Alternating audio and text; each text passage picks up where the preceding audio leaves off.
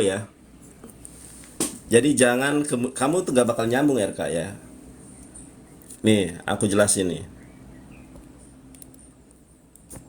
Ya, ini dalil Quran ya. Quran surat An-Nahl ayat 102.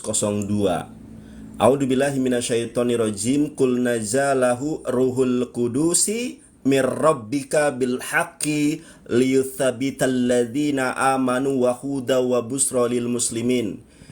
Katakanlah, Roh Kudus itu menurunkan Al-Quran itu dari Tuhanmu dengan benar untuk menumbuhkan hati orang-orang yang telah beriman dan menjadi orang-orang yang berserah diri kepada Allah atau orang Islam ya. Jadi Roh Kudus itulah yang menurunkan Al-Quran. Sekarang saya tunjukkan ya, siapa yang menurunkan Al-Quran. Ya, Roh Kudus itu menurunkan Al-Quran dari Tuhan kamu. Jadi menjadi perantara diturunkan Al-Quran adalah Roh Kudus. Saya tunjukkan kepada kamu sekarang ayatnya. Oke, ini berarti kamu bahas Al-Quran ya. Quran surat 2 ayat 97. Ini RK ya. Quran surat 2 ayat ke-97.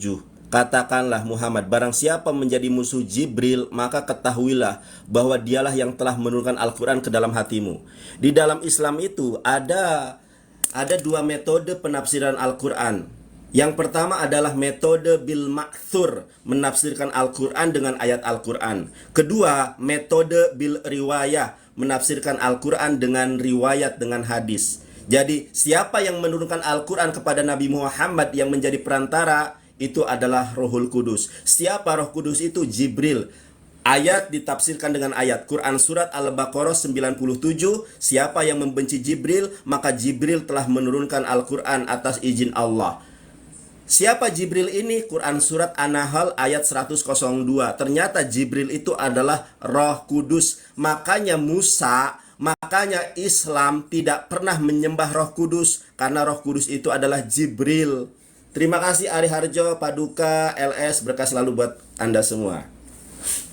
Kemudian Anda kalau membacakan sesuatu itu tunjukkan ayatnya. Nih, ternyata di dalam agama Anda Tuhan itu bukan hanya memiliki Roh Kudus, ya.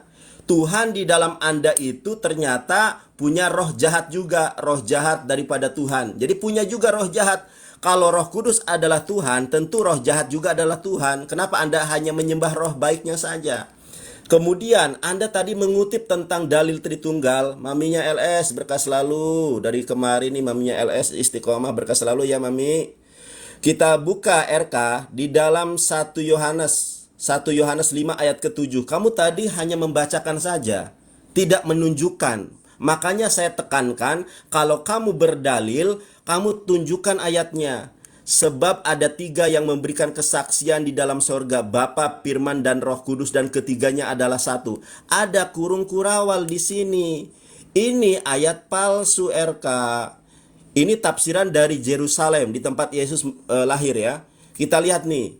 Bagian ayat ini tidak terdapat dalam naskah-naskah Yunani paling tua dan tidak pula dalam terjemahan-terjemahan kuno, bahkan tidak dalam naskah-naskah yang paling baik dari Vulgata. Bagian ini kiranya aslinya sebuah catatan di pinggir halaman salah satu naskah terjemahan Latin yang kemudian disisipkan ke dalam naskah-naskah oleh penyalin dan akhirnya bahkan disisipkan ke dalam beberapa naskah Yunani. Karenanya bagian ini pasti tidak asli. Bagaimana agamamu benar? Dalil Tritunggal didukung dengan ayat palsu.